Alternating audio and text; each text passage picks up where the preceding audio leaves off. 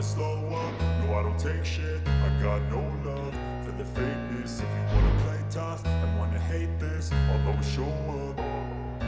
I don't ever slow up, no I don't take shit. I got no love for the fakeness. If you wanna play tough and wanna hate this, Alors on va expliquer Porotherm aussi.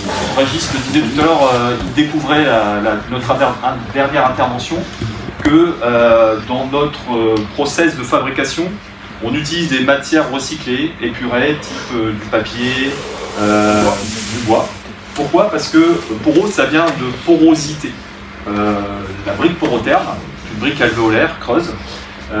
Si vous la regardez de près, vous verrez des quantités de petits impacts sur la brique pour améliorer en fait sa porosité, mais aussi sa conductivité thermique. Pour thermique, hein, parce que c'est un matériau structurel, mais aussi isolant. En fait, nous, ce qu'on fabrique, c'est bêtement, c'est un parallélépipède, c'est un rectangle, mais qui a pris du volume. De la manière la plus naturelle possible, mais on veut que ce rectangle-là, il soit isolant, et deux, il soit pas trop lourd à mettre en œuvre. C'est-à-dire que ça aille relativement vite, et puis qu'on se casse pas le dos, en fait, à chaque fois qu'on est amené à lever un élément. Et il doit être structurel aussi. Pour autant, oui, il doit porter toutes les charges d'un bâtiment. Quand on va monter sur 5-6 étages, on va parler des fois de 20-30 tonnes qui vont s'appliquer en fait à la verticale sur l'élément. Donc on a vu en fait le produit de base, c'est de la terre, on va la démouler et on va en fait en la démoulant, on va laisser des petites réservations, des trous en fait, qui sont en fait eux des réservations d'air qui permettent d'isoler en fait la matière. C'est-à-dire que s'il fait froid ici, nous on veut qu'il fasse chaud là. Et on va faire des éléments, alors, qui plus est, qui soient isolants, les plus grands possibles, de manière à ce que vous en ayez le moins possible à mettre en œuvre, de façon à ce que ça aille le plus vite possible. Ça, c'est pourquoi, en fait, les gens, aujourd'hui, ils aiment utiliser ce produit-là, parce que ça va vite, c'est pas trop onéreux, et c'est isolant. Alors après, la question, c'est de savoir comment on fait pour l'isoler. Ben, en fait, on va venir augmenter, en fait, on va freiner le passage de l'air à travers la brique. C'est-à-dire, quand ici, on va poser du froid, on va mesurer le temps qu'il faut. Ici, quand il fait chaud, on va mesurer le temps qu'il faut pour baisser de 1 degré, baisser de 2 degrés, baisser de 3 degrés. Et en fait, plus on va multiplier en fait, le nombre d'alvéoles, plus on va freiner le passage de l'air. Par contre, plus on multiplie le nombre d'alvéoles, plus on se retrouve en fait avec un bloc qui a beaucoup d'alvéoles et qui de ce fait a beaucoup de matière, qui de ce fait, plus il y a de la matière, plus il est lourd.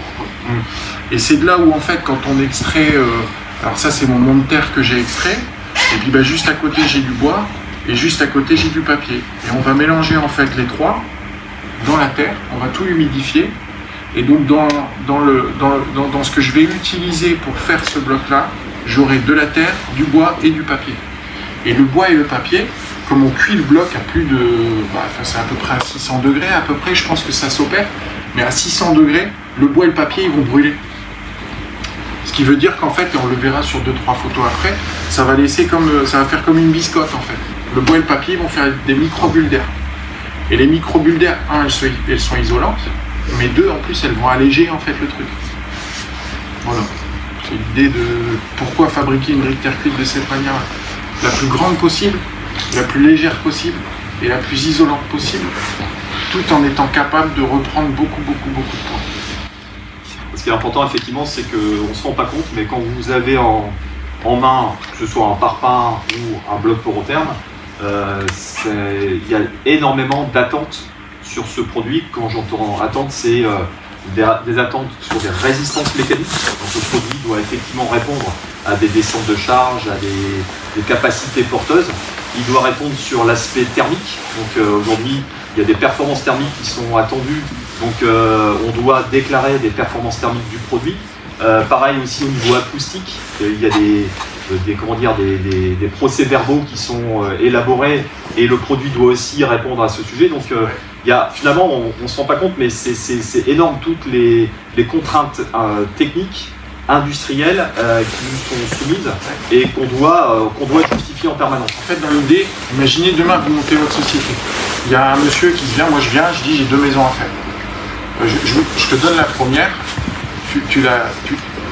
et après si tu la fais bien et comme moi je l'attends, je te donne la deuxième. Donc c'est là où moi en tant que client je vais établir un cahier des charges en disant je veux une maison où j'ai peu de chauffage, j'ai pas besoin de chauffer, je veux que ce soit isolant. Je veux une architecture qui soit super belle avec des cubes, des triangles, des ci, des là. Et en plus de ça, je veux que ça aille très vite parce qu'à Noël, je veux faire bamboula avec mes enfants dedans, puis ouvrir les cadeaux dans la nouvelle maison. Donc c'est là où en tant que maçon ou entrepreneur, vous allez avoir des choix à faire pour avoir un produit qui n'est pas trop cher, parce que le but pour vous c'est d'acheter les produits le moins cher possible. C'est ça, il y a toujours la manière à pouvoir gagner de l'argent en faisant la maison, sinon ça sert à rien d'avoir monté une entreprise. Il faut qu'en plus le produit que vous allez utiliser, en plus de ne pas être cher, il faut qu'il soit isolant. Et en plus moi je veux être à Noël dans la maison, donc il faut que ça aille vite. Donc l'idée c'est que c'est là où je vous disais, vous n'êtes pas que demain maçon, c'est qu'il y a un gros travail de réflexion derrière à dire il faut que je trouve l'élément qui va vite à poser, qu'il ne soit pas trop cher, qu'il soit écologique, qu'il soit économique, donc entre guillemets apporteur énergétique, c'est-à-dire qu'il va éviter d'avoir à consommer du chauffage ou consommer de la fraîcheur, parce que l'été maintenant il commence à faire chaud même dans le Nord-Pas-de-Calais. L'idée c'est de ne pas avoir trop chaud non plus. Donc il faut que tous ces éléments-là, un maçon aujourd'hui doit les prendre en compte. Mais en plus de tout ça, et c'est la base, il ne faut pas non plus la faire en papier quoi, la maison. Il faut que je puisse fixer mes meubles de cuisine dans le mur, il faut que vous devez assurer je puisse mettre une dalle béton, il faut que si je veuille faire une extension ou aménager mon étage, je puisse y aller, de manière à ce que tout ça ce soit quand même sain et porteur. Tout à fait. Et seulement si le maçon il a cette bonne réflexion-là, la deuxième maison, moi en tant que client, je dirais ah bah ouais, ça a été vite, c'est bon, je ne dois pas mettre un cache-nez chez moi quand il fait froid. Je te donne la deuxième maison. Et donc c'est un cercle vertueux pour les entreprises. Une fois qu'ils ont trouvé le bon filon, le bon produit, avec les bons maçons, et bah, c'est là qu'ils se développent.